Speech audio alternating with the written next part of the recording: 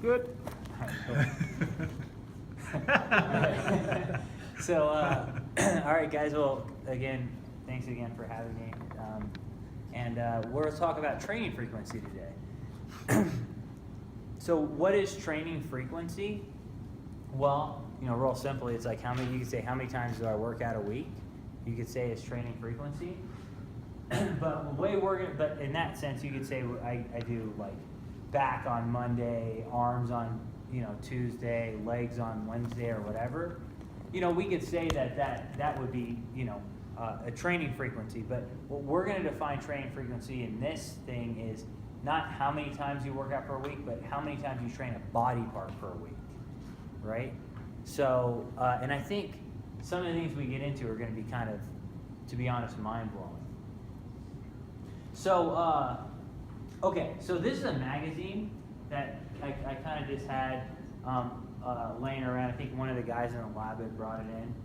I was like, oh, real nice scientific reading there, right? So, so I opened it up and I looked at the Get Huge split, right?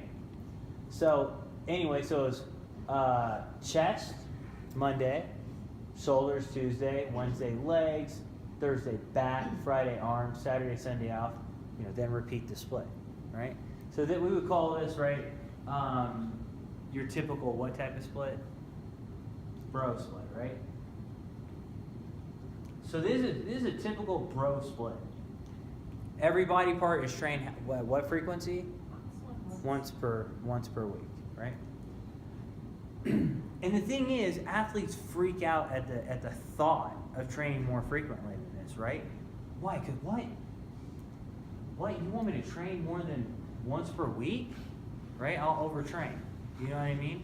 And the question is like, well, how prevalent is this, right? Is this thought? We see it in the magazines, but how prevalent is it? There's a recent paper that actually came out. It was actually published.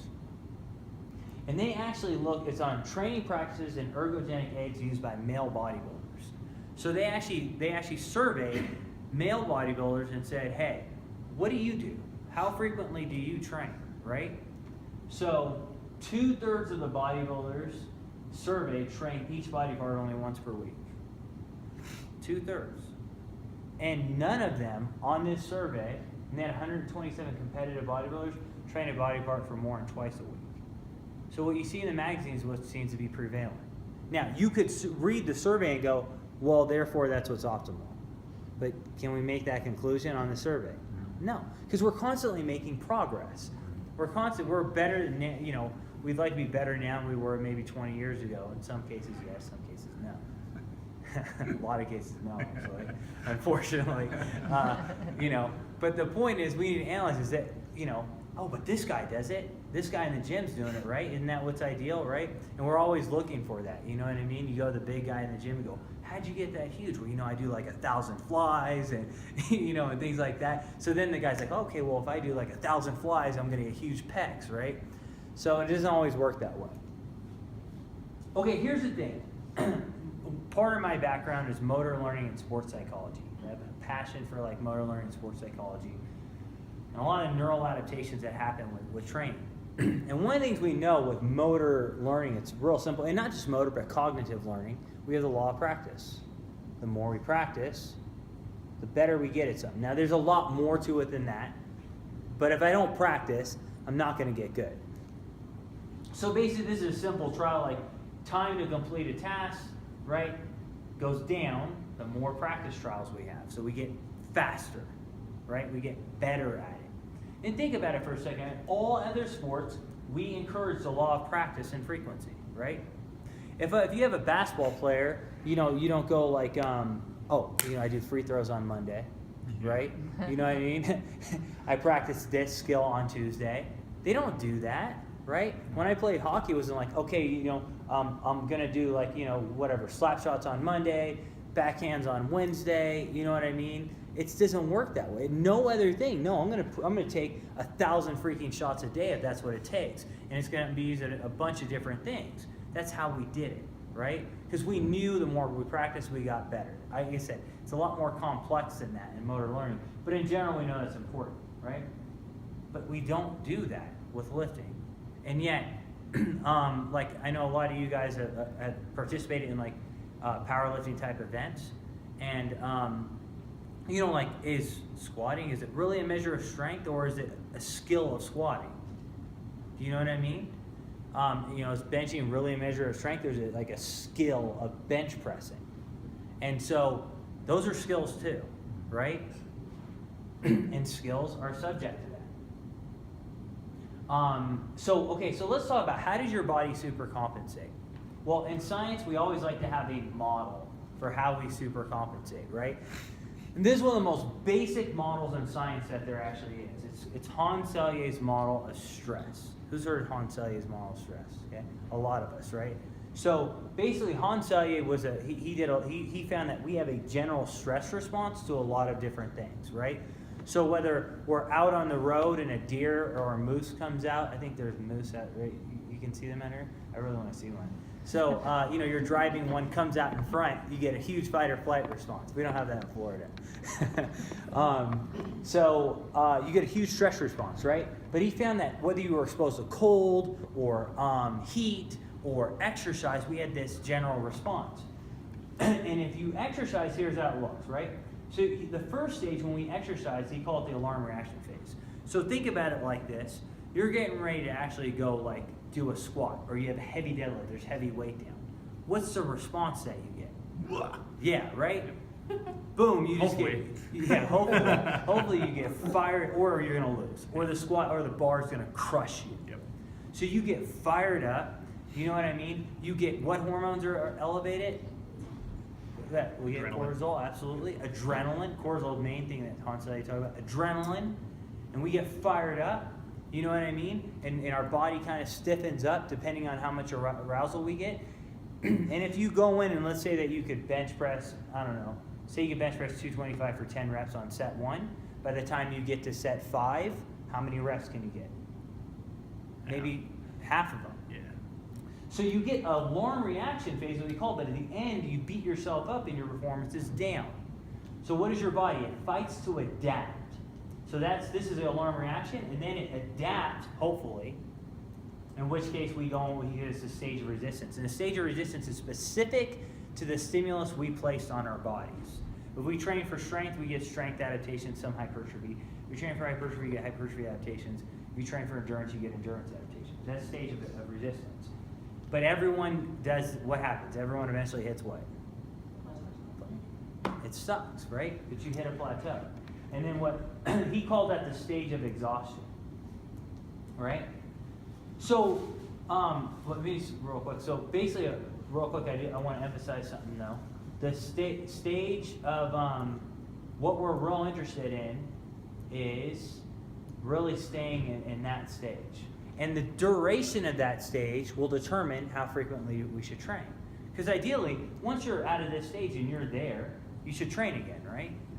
Okay, so for the guys who just came in, we're basically saying this is an adaptation model. You train, you get adrenaline, at the end you beat yourself up, your performance is down, then your body adapts, that's called the stage of resistance, that's what we're interested in, but eventually you plateau. So this is the stage that we're real interested in, you know? So, okay, that's what guy in my lab here, Chase. So we're looking at at rest. How much protein do you need to optimize protein synthesis at rest? And again, we can go in a whole nother talk to this protein, the only thing it does is protein synthesis. No. That's one variable. So all we're talking about here is protein synthesis. So to optimize protein synthesis, this is at rest. For a guy about Chase's size, if you had protein, like whey or egg, at rest, protein synthesis would peak at around 20 grams. You have to understand, like from here to here though, that for your average population might not make a difference. From there to there, that might mean something for Craig, the athlete's Craig, you know, a strength. That's what 1% might mean the difference. See what I mean? So, but in general, you start to plateau at around 20 grams, let's say, 20, 30 grams. But that's high quality protein because it's fast digesting, right? But what happens when you exercise? Is that the same response? So if we look here, This is looking at dose of whey protein from 0, 10, 20, and 40 grams, rested and exercised. So here is when you're at rest. When you're at rest, when do you plateau? 20. At 20 grams, plateau. But with exercise, do you plateau at 20? No. Not close. Now for Craig's guys, that is going to be anything. For a lot of the athletes, a lot of you guys, and a lot of the athletes that you train, 7% is huge. that 7% is massive. Yeah. Okay? So what happens is that, to look at what's going on here, right? Remember, what stage did we say we were interested in? Stage of resistance. And what does this look like? That's on a molecular level, protein synthesis being elevated in response to protein after training. It looks like the stage of resistance, right? So from a molecular standpoint, that's what that looks like. You're now able to use more protein or stimulate more protein synthesis in response to protein when you train versus being sedentary. And part of that makes us grow, right? That's the supercompensation. Any questions on that? Okay. So basically, training status changes the dynamics of how long protein synthesis will be elevated following training, okay? And that means, or how long the stage of resistance actually is. So if you look here, these people are untrained, they resistance train, and protein synthesis goes up, and it's elevated, but 28 hours later, it's still up. There's data where, if you're untrained, it might last 72 hours, protein synthesis. So if you're thinking about it, if you're lasting 72 hours, some maybe 96 hours, then if you're training 1 to 2 times a week, that might be fine. See what I'm saying? Because you're getting a long adaptation period. Now, these people who are trained, these are the same people, this is when they weren't untrained, this is when they're trained. Look how long protein synthesis lasted. 4 hours. By 16, it's back down to baseline. Do you see what I'm saying? The stage of resistance is shortening. Why are we not making as many gains when we're well-trained than when we are untrained? The stage of resistance is shortening drastically. That window's shortening up. It's closing up on us. So if we think of the bro split, one training session per week, 2 training sessions per week, is that enough per body part, right? Now, I want to point something out to you. When you read studies, what we try and do in our lab when we say train people, we try and actually use train people, okay? When you look in the literature and they say train people, they use like a leg extension model in this thing, okay? Mm-hmm. And they were untrained here, and they defined trained as they had trained for 8 weeks, right? So, no. Like, that's not trained. That's not trained, that's right? That's crew. So that does not, that isn't like, this is our friend Craig and our friend Mark Coles. So Mark's going to be at FitCon, actually. Yeah. A really good friend of ours. So we have some good podcasts together about ketogenic dieting. You got 2 of them out right now? On Mark's? Yeah, they're great. Listen to those. Yeah. Great podcasts, Mark Coles. So the bottom line is that these guys were barely recreationally trained, and they're already starting to get shorter responses to protein synthesis. I mean, you guys, you might train hard and it might last 8 hours, right? What does that mean, right? So these are things we have to take into consideration. What it means, we're going to try and find out. So this is sort of the model that we have. You look at protein synthesis, this is baseline. In response to protein ingestion, if you're trained or untrained, like 3 hours after you train, protein synthesis is elevated. If you're, but maybe down 8 hours later, you're back down to baseline if you're trained. 24 hours later, it's still elevated. 48 hours later, it still might be elevated untrained, right? So it's not lasting as long. So the question is, should you train again right there, right? Should you train it more frequently because you're getting less responses? I read papers, and I read papers and I don't get frustrated. I try not to get too frustrated, right? Didn't show right there. Yeah. I almost threw my rope down as I read papers. I'll read papers and go, this is the maximum amount of muscle you can gain. I'm like, wow, based on what? What's in the literature? Leg extension models? Training 3 times a week? Poor nutrition? This is what you can do. I agree. This is the maximum amount of muscle probably we can gain on average with poor training programs, poor nutrition programs. Okay, yeah, leg extension models. Sure, I agree with that. But that's not saying what you can really do. And that's what we're trying to figure out, right? So it was an interesting study. It's posted on Subversity. It is redrawn by Adele on Subversity, but they're looking at nitrogen balance. So it's basically like if you take protein in, it has nitrogen on it. So how much nitrogen? Actually, that's what Heidi was talking about earlier today. How much nitrogen are you retaining versus how much nitrogen is excreted? Okay. So if you lift they lift at weights, you have bodybuilders like and then you have recreationally active. Now, when you read recreationally active, what does that mean, right? If you rode your bike in to school, I would say you're recreationally active, right? So, or recreationally trained, usually that's what that means. Like they do bicep curls. Yeah. Yeah, plays basketball 3 times a week. Plays basketball, does bicep curls, right? Versus bodybuilders who are focused. So they gave protein either, immediately after exercise, or they delayed it 6 hours.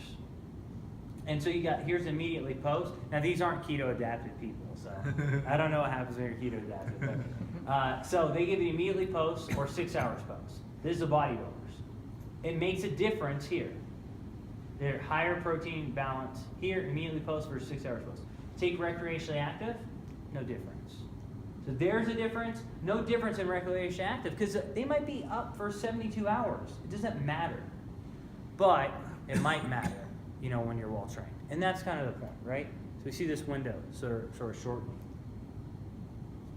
So as training frequency, should training frequency increase with greater training experience? That's the question that we have. And that's what we're going to try and answer, And I know you do some cool stuff. You've done some cool stuff with training frequency too on your athletes. Absolutely. So, and even some really high levels of training frequency. And what have you seen? Just amazing adaptations, and they get better and better. And it feels like it goes back to the practice thing. Is if you're getting better at what you need to get better at, why are you going to do it less? Exactly. So, let's see what happens. We'll see what happens. The first study that was kind of done was by Bishop. And again, in motor learning literature or cognitive literature, the more you practice, the better you get. This resistance training. First study, what they did was they basically took guys, they had them do all their training in one day, or they split it up in 3 days per week. So you're looking at increases in upper body strength, increases in lower body strength. So when they did 3 days per week, that's 1 day per week here, that's 3 days per week in the upper body, like bench press, and lower body, like squat, okay? So more gains. Awesome. Now I want to make a point here. Is training frequency the same thing as training volume? No. Like one thing you pointed out is like something you'll do more frequent, not always doesn't mean high volume every workout. No, it's always less volume if I'm training more. Yeah. So and that's important to understand. So here's the thing: training frequency is not the same as training. So if I'm going like, they train 3 days a week. So say you're doing like 20 sets of legs, and I'm saying, instead of I do 20 sets of legs, that means I'm supposed to do that 3 times a week or whatever. Maybe, but but crazies. Yeah, maybe, but my main thing is that you could also take, or if you're doing 18 sets, you could also do what? 6 sets one day, 6 sets another day, 6 sets another day. Has your volume changed? No, but your frequency did. That's what they did in this study. Your intensity is up too. Biggest. Yeah. It's biggest. Uh-huh. And so here, their volume was the same, but frequency was up. Look at that. More gains. No difference in volume. They just distributed it out more. So in strength, it's really important. I know like Heidi powerless. Strength is very important to understand this because, like I said, strength is skill. Strength is big time skill. Okay, it is ridiculous amount of skill. You have to practice. So the distribution becomes very, very important when you're talking about. It's almost like I always tell, like when I'm working with my students or something, when I give an exam, most of them are like, I studied a ton, right? Which means they studied the night before, they had like 2 pots of coffee, and then they came to the exam. But if you were to take that same study volume and you were to split it out to a little bit every day, who's going to do better on the exam? Once again, grams. Same thing with squatting. Same thing with benching. It's a skill, right? Well, so it comes down to, sorry, I don't mean to interrupt, but like when Ben's talking about like the most important thing when it comes down to it is execution. Execution. Doesn't matter how much you do, how you do it, as long as you do it right. And so going back to that, it comes like he's saying strength takes an extremely thing to do a power lift, but it also takes an extreme amount of skill to be actually contract only the pec major versus involving the pec minor on a bench press.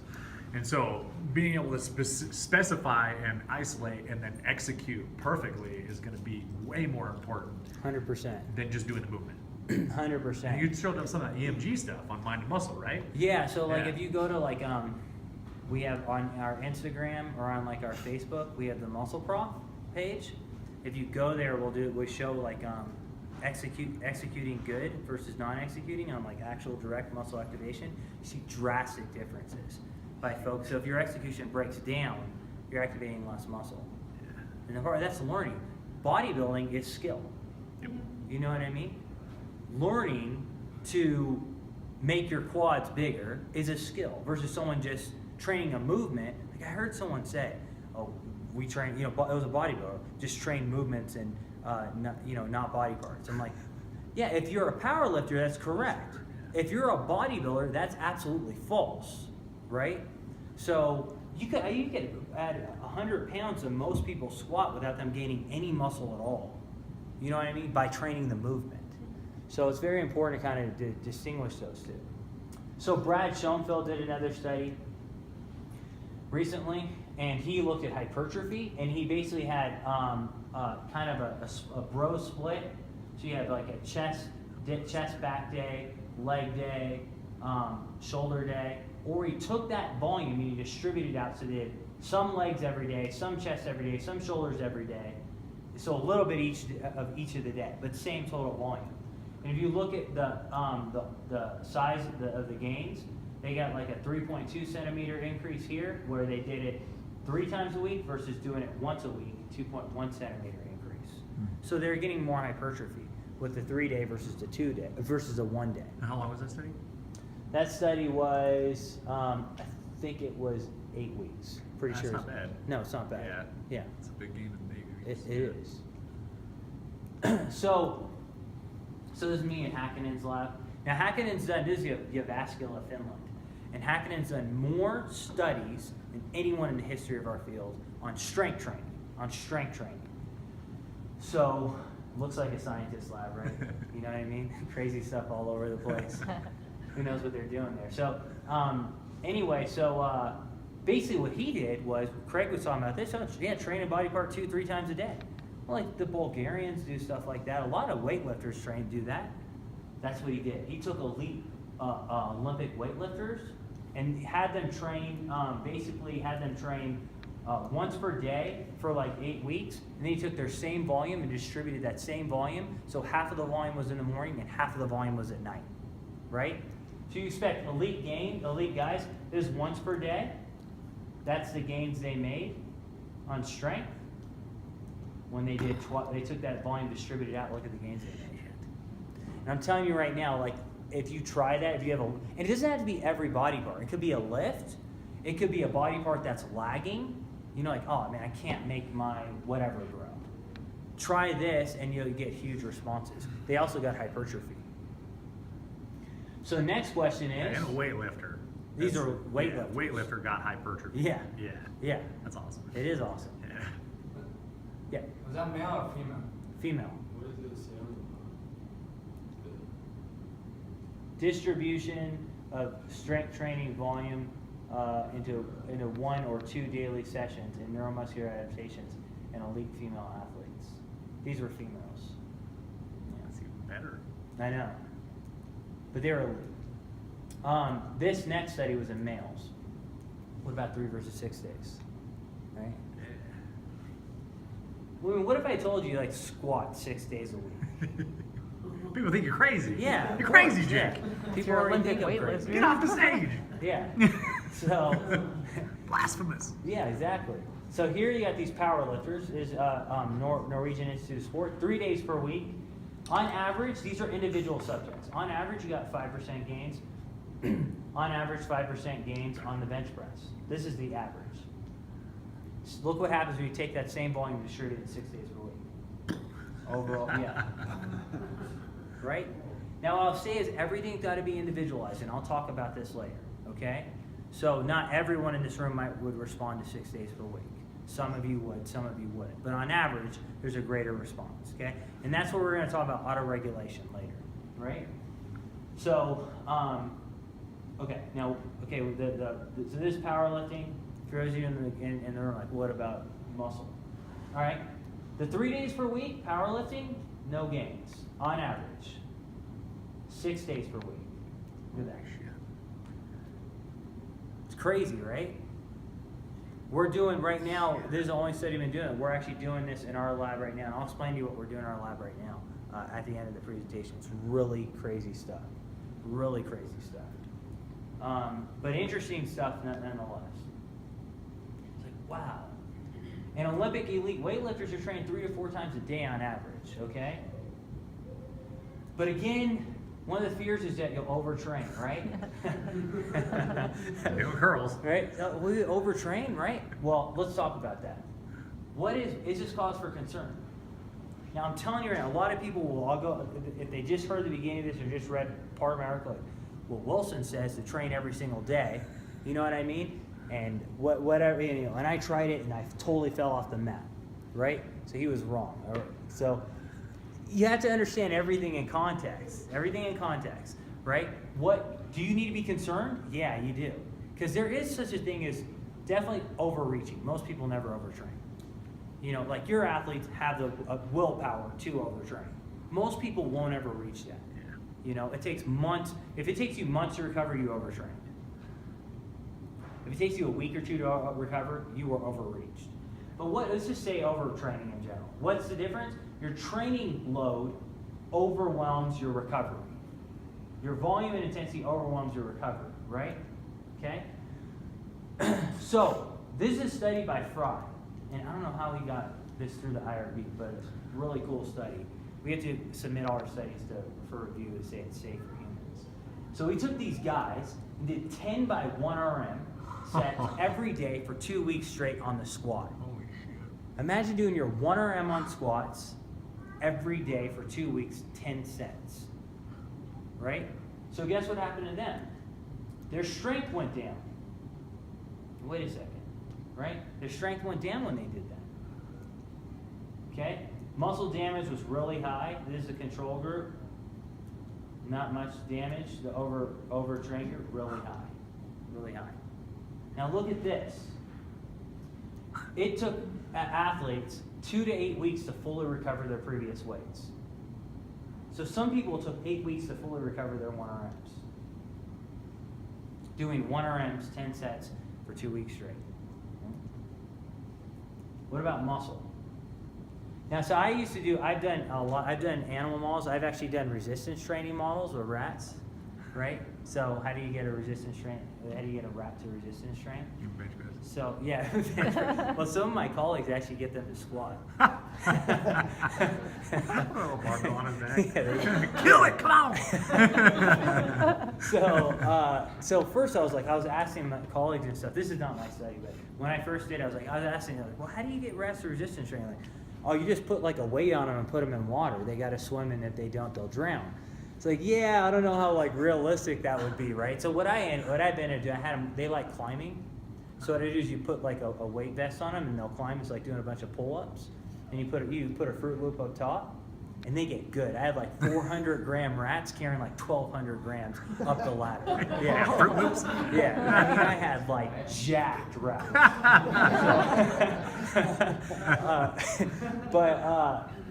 But this model, I was like, man, I don't know. So you know when you're like squatting and your partner's like, gotta get one more rep. Well, these rats, they put like 150% of their body weight on them, and they're underwater. If they don't squat, they think that they're gonna die, right? So it's literally squat or die. And so that 150% of their body weight. Can you imagine like doing that? Jeez. Like if you don't squat, you're gonna drown. So 5 days a week, 150% of their body weight for 12 weeks. And their muscle mass before, it went down in size. What the heck? Doesn't this completely just contradict everything I just said? Right? You just said training frequency is good, now you're showing you're losing muscle and losing strength, and it's taking weeks to recover. Well, the answer is it's complementary, it's not contradictory. When you train, you got to periodize. That means you alternate between high intensity, low intensity, high intensity, low intensity, or hardcore recovery days, hardcore recovery days. If you're going to train every day, you've got to periodize. That's the point. If you don't, if everything's maximal stimuli, you're going to go down. So you got to be more responsible with how we periodize your training. That's the point. Okay? So periodization, who's heard of periodization? Most everybody, right? It's basically like systematically programming your training, okay? So how do we periodize? Well, one of the things that I know Craig uses this with his athletes is autoregulatory training, okay? And what does that mean? I think, to be honest, I think Socrates, some people call him like the father of exercise physiology. I think Socrates had it down, right? He goes, Yeah, we did, yeah. to avoid, well, actually he didn't say that, sorry. That was me. To avoid stillness and overreach. I was like, that's a cool quote. I can't believe he said All the way back that. then. He must have been jacked. This is a false statue. He's not looking the part, though. Yeah. Socrates. Yeah. He goes, know thyself. And when they've done studies like with athletes, so he goes, so I'm saying to avoid stillness and overreaching and overtraining with hypertrophy, you got to be more in tune with your body. The initial studies when I was in my sports psychology days with like endurance runners, and they look at marathon runners, and they look at like sub-elite people, it's like not too many, sub-elite people, and like who were amateurs, and when they were running, like, what are you thinking about? I'm thinking about like my daughter, I'm thinking about planting a garden. Then they asked elite marathon runners, what were they thinking about? Nothing except they're running in their bodies. Yep. How much lactate do I have? Where's my heart rate at? How much pain am I in? What can I pace myself to before falling over? And that's the difference. They associate it with their pain. The other people dissociate it. Okay? So they did a study, Mac and Nora, and we're doing this right now with combine athletes. But they had a flexible and non-flexible periodization. So basically you have daily undulated periodization, and basically that means to say like you might have a hard workout, you might have a light workout, might have a moderate workout, right? So let's just say that traveling to Utah is a long flight or whatever, and I've been traveling a lot. So I go on Monday, and on Monday it's like this is my heavy day. If it's non-flexible, no matter what, even if I'm like if I'm tired from the travel or jet lag, I gotta lift heavy that day. Flexible will be like if I feel horrible that day on Monday, what day would I do? My light day. And then Wednesday, say I feel great. What day do I do that? What I do on that day? My heavy day. Friday, maybe my moderate day. That's the flexible. So it's auto-regulation. Look at the gains in the flexible group compared to the non-flexible group. Same workouts, same exact workouts, but they auto-regulate it when they did them. Still got to get your workouts in, but you auto-regulate when you do them. Okay? There's another study here. So, well, how do you auto-regulate? One thing we like to use is perceived recovery. This is a scale we've been using in our lab. Real simple. Very poorly recovered or extremely tired. Very well recovered. I'm going to run through that wall, right? I can run through that wall. I will PR. This is the scale we've been using, or we've been testing anyway. So we found that this scale actually correlates really well with like free testosterone levels. The more your perceived recovery, the greater your testosterone levels are. This is muscle damage. The higher your muscle damage, the lower your perceived recovery is. And we found it related to a lot of other variables. So it's like, okay, this seems like a good scale to maybe auto-regulate with. So we took guys and we put them through like a really hard training protocol. So we basically had them, they were well trained. Everyone could squat more than 2 times their body weight. They could deadlift like 2.5 times their body weight. For a training model, it's a lot better than training for 8 weeks, okay? So we took these guys and we put them through the mill. On Monday, they lifted 40,000 pounds. On Tuesday, they lifted 40,000 pounds. This bench, squat, deadlift, all the hardcore lifts, so they hit 40,000 pounds. Wednesday, 40,000. Thursday, 40,000 pounds of volume. Friday, a powerlifting meet. Saturday was like Wingate intervals. Sunday was off. Save the best day for last. Yeah. You guys are dead. Let's do Yeah. Exactly. Yeah. Sunday was off, and then they had to repeat the whole thing. Okay. Now to show what happens, like we looked at like we clustered people in the not recovered, which was 3.7, moderately recovered, or well recovered. Okay. We looked at what their gains were based on their recovery status. So first off, if you look at like muscle damage, this is looking at muscle damage. To put it in perspective, like if you're on this measure of muscle damage, if you're like 150 or below, you're normal. Okay, so you got baseline measures. This is well recovered. Before and after, they didn't really get a lot of damage. This is the moderately recovered, and then this is the poorly recovered. So they have much higher damage. On average, the well recovered is like 273. Remember, normal's under 150, so they had a little bit of damage. The moderately recovered was 470, and the not was like 550. So again, it's showing physiological responses on how you feel. And these are athletes, so they can regulate. They know where they're at. But most importantly, gains. This is looking here at the well recovered. They didn't go down in strength. We put them through that much of a crazy training split. They didn't decrease in their bench press performance during the time. Then we tapered them for 2 weeks. We put them on a taper. You know what a taper is? You back off on volume. Their strength went up on the bench press. This group went down, so their strength improved. This group, the moderately recovered, like 5 out of 10, they were always 5 out of 10, they went down, and all they did was recover their baseline. Now, if you go through 2 weeks of hell, and then you taper for 2 weeks, and all you do is recover your baseline, that sucks. You wasted a month. Okay? This group here, the not recovered, when they said they were not recovered, they went down, and they didn't recover their strength. That really sucks. Right? Who wants to be in this group? And so the point is, now guess what? Lean mass gains, this group gained lean mass. They supercompensated after the taper. So what does this mean? I don't know about you guys, right? But there are times where, and you know how this is, you're training really hard and you go to the gym and you miss a lift. And you feel like garbage. So what do? Well, if you have a lot of our mentalities, I miss a lift, guess what? You know, some people get pissed, you throw your belt across the room or whatever, right? You know, damn it, whatever, cussing, etc. And then what do? You punish yourself for 40 sets. Yeah. Oh, okay, you didn't grow? Now I'm going to make you grow. Right? So, and you to grow. Yeah, exactly. And you to grow, right? So, but what happens? We end up being in this group. And we've all done it to ourselves. Right? So, but you could have gone like, oh, damn, I didn't hit my lift on this. Today's going to be a blood flow restriction day. Boom. And I still make gains. It's a light day, right? I'm going to do my light day or power day that day or whatever. But it's not going to be my heavy day. And I'm going to make gains. So it's not that we're saying not to be hardcore. You still got to get your things in, but you're auto-regulating. Final considerations of how you handle your stress, okay?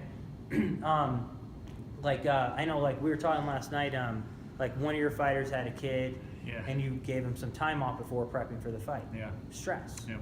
That's a great trainer because you're a coach, because you're having to go, you're taking consideration not just the physiological stress. Is the only thing that you deal with when you train physiological stress? Is it the only stress we're facing? No. What are the other stressors we're facing? Electronics. Yeah, electronics. Air. Yeah, everything. Your mom. Yeah. Yeah, right? So, stressor. Exactly. So you look here, right? So you have physiological stress, that's training. What about psychological stress? You think that impacts you? You think that can make you overreach? What about social stress? You think that can do it? And how does this interact with this? Absolutely. Yeah. Does how you interpret this, make your ultimate outcome? So one of the things when I was back in sports psychology, one of my professors, my old mentor, told me, he goes, the way you think about things drives the emotive response, and the emotional response drives the physiological response. In fact, if you look here, we were talking about cortisol here.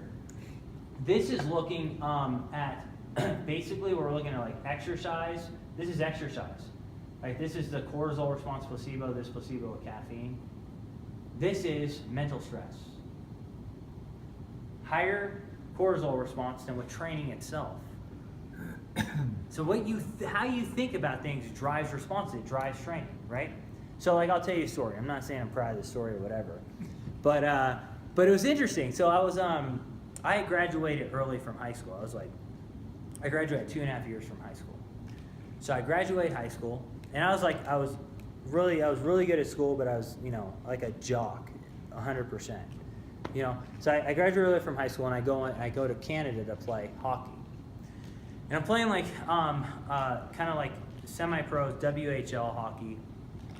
And I was real young, and I got my first real girlfriend. okay? And so I was like, on cloud 9, right? This is a girl for me, right? I mean, I was just seeing like stars and everything. And I was playing good hockey and stuff like that, and one day I get a call from her. Yeah. And she's like, you know what, I can't do this anymore, right? The only thing you think about is training and hockey. So I was devastated. Like my heart was broken. It was on the floor, crushed into pieces. And all of a sudden, what happened to my performance? Just down. I mean, I was horrible. I was just like, I couldn't catch a pass. I was getting slower. My weights were going down. My speed was lower. And my coach basically slapped me and go, what the hell is wrong with you, Wilson? Right? What's going on with you? I was literally overreached. I even got sick. It was like the ultimate form of like overreaching, okay? And I'm not saying I'm not proud of it. But just from a breakup. Yeah. You Yeah. know, Yeah. you Just did from a that breakup. Yeah. That's crazy. So this is how I interpreted things. I said, my life's over. I'll never find someone like this again, blah, blah, blah, right? So that's how I interpreted it, right? The next time, I was like, maybe like whatever, a year and a half, 2 years later, I'm seeing this girl, and then I get a call, right? I just can't do this anymore. I feel like the only thing you think about is training and hockey. And this time, no, I'm not saying this good. This time I was like, oh, I'm really sorry to hear that. But in my mind, I was saying like, cool, more time to train. All of a sudden, I swear to you, I started hitting PRs in the gym. My speed went up. I was playing hockey like I couldn't believe. And the only difference was how I interpreted the social stressor. Now, I'm not telling you that's what you should do. My point is that when we get life stressors, how we interpret them it will cause an emotive response, and that will cause a stressor response. So we have to factor in stress. And in fact, people who are smart will periodize their training so that their hardest training is on the lowest psychological and social stressors around the year. You look at your 12-month calendar and you plan according to your stress when you have your hardest training. And if you can't, if you just are going to have a lot of stress, like if you're an elite bodybuilder, say you turn pro and everybody wants to get your signature, everyone's asking you to travel everywhere, and you can't control that, then you're going to have to buffer mentally, right? So that's kind of the point to that. Okay, so how should we initiate this? Is like we're in the lab. We have a lot of fun in the lab. This is some thoughts that we have. So say you're doing 18 sets once per week. One thing that you could do is split it up into 6 sets Monday, 6 sets Wednesday, 6 sets Friday. Say you're doing 18 sets Monday and Friday. It might be too much to distribute that all the way for 6 days a week. So maybe you start 3 sets for 6 days a week, week 1. Then maybe you move it up to 4 sets per day, week 2. And then maybe you go to 6 sets per day. And then you come back around to 3 to taper. Make sense? So it's equal volume that you're distributing out. And like Craig said, you're going to have more quality per set. That's the point. You also get a learning effect. We call in motor learning, there's a lot of mechanisms, neural mechanisms behind it, but we call it the spacing effect. And it's really interesting. Basically says when you're trying to learn something, this is going to sound really weird, but in order to learn, you have to forget. What the hell does that mean? Well, think about this. You remember when you're first learning your times tables, right? So let's just say remember when you were learning your times tables? Like, so let's say like I'm going, say you're like in first grade or whatever. So I'm like, all right. So I'm like, hey, Heidi, what's 2 times 2? And so she's gonna have to think about it for a second, right? 2 and 2, 4, right? So it's real psychic. I put a stamp on her hand, okay, right? You know what I mean? And then I ask her immediately again, what's 2 times 2? How fast did it take you that time? Okay, why? It's sitting in short-term memory. So how many times, she pulled it right out of short-term memory, how many times did she actually have to problem solve? Once. So how many times does she, from a motor standpoint, she have to practice? Once. It's no different from squatting. No different. Think about it. When you first start squatting and get in the weight room, you're not in a rhythm, right? What are you doing? You're going through problem solving. Once you get in a rhythm, from a motor, maybe a peripheral standpoint, it's different. But from a motor standpoint, you're only practicing as long as you were problem solving. Make sense? So that's why the distribution might be so beneficial. What I noticed with that too, speaking of learning and practicing for optimal, and when you're doing 20, 30 sets on a leg day, and let's say you decide to finish with squats, because it's doable if you don't want to go too heavy on a squat and get hypertrophy. You're going to finish with that. If your last 20 reps are shit and they were awful, that's the 20 reps your body's going to remember. And so with fighters, as soon as I see 2 or 3 slips out of form on their movement, we're done with that set, and then we'll recover and we'll do it again, because your body remembers the very last thing. And especially if you're fatigued, and that's the kind of the place where you're going to ingrain the most into your like physicality of like, this is how I should do it, is when you're fatigued. And if you're doing terrible reps when you're fatigued, you're going to start that way when we're fresh. You will program improper motor Yeah, patterns. you practice non-perfect. Yeah. Yep. Okay, so here's your typical bodybuilding workout: 4 sets squats, 4 sets leg press, 4 sets leg extensions, 4 sets of leg curls. You might go Monday 4 sets of squats, Tuesday 4 sets of leg press, Wednesday 4 sets of leg curls, leg extensions, right? So you're splitting it up. And you should also auto-regulate that. So if you come in Monday, you feel horrible, what are you gonna do? Not maybe do a leg extension curl. Made a leg extension leg curl day. See what I mean? You auto-regulate that. Okay? Okay. Power lifter, maybe they do 2 sets, you know, if they're doing 6 sets squats, 6 sets front squats, 6 sets good mornings, maybe it's 2 sets front squats, 2 sets good mornings or whatever, 2 sets normal squats. Maybe that's greater than 85% 1RM on Monday. Maybe Tuesday it's power, 40-60% 1RM. And maybe Wednesday it's hypertrophy. So you're splitting it up. Although our lab's looking at what if you did a little of each. Yeah, and you know the crazy thing is not. I predicted it would be better to split it up, and we're actually finding doing a little bit of each might be beneficial. So next year's conference we'll talk about that. Because Ben and Charles Poliquin were kind of pioneering that a little bit, weren't they? Yeah. So we're seeing some positives. That's so awesome. yeah, next year we'll have a bunch of stuff on that. So okay, now here's what our lab's doing right now, and it's going to take us another semester to do. It's a hard study with trained people. What if, think about this for a second. If you're doing normal training frequency, say you're used to doing 20 sets of legs in a workout, you do it 1 to 2 times a week. And now you split that up, so now you're doing, 5 sets per workout, 4 days per week, okay? Now you're doing high frequency, you're gonna start making gains. But eventually, like everything else, what's gonna happen? You're gonna plateau. You will not grow forever. Now you're getting high frequency, but what are you no longer used to? Remember, it's 5 sets per workout before you do 20. What do you stop adapting? What are you not used to anymore? No longer used to volume. Yeah. So what our concept is, what if we periodize frequency? So what we're doing in our lab is, say you go 2 days a week, you have low frequency, it's pretty cool, right? Yeah. Low frequency, high volume per workout. Then maybe you could go to 3 to 4 days, moderate frequency, moderate volume per workout, 6 days per week, high frequency, low volume per workout, and when you adapt to that, you come back around to this. I'm predicting that when you go from here, once you've adapted that all out, and you come back to here, you'll feel like you just started training again. And protein synthesis should last maybe 48 hours at that point, like when you were untrained. So we're doing that right now. It takes a lot of groups and it's a lot of work to train all these people through this. But we're testing right now this model. Because everyone talks about, when periodization, what do you always talk about? It's always rep sets, etc. No one talks about periodizing exercises, and no one talks about periodizing frequency. Those are 2 things we're looking into. And by the way, periodizing exercise becomes very important too. Okay? So, any questions you guys have? Yeah. Okay, I think everyone who knows me knows this question is coming. How do you feel about like the West Side or conjugate method? So basically, because where you're doing, people have had a lot of success with it, right? So basically, one of the things I know that they do, like just trying to break down their training, they have like speed days. There's 2 speed days, there's 2 max effort days. And then the other thing they do is they change the exercise selection. Yes, Yeah. so kind of the way, if you guys don't know what West Side is, it's a type of training model where there's 2 max effort sessions a week, one of them's upper, one of them's lower, 2 speed sessions a week. And we work off of that supercompensation pattern so that you are recovering, and then when you are compensating, that's when you're the strongest to try again.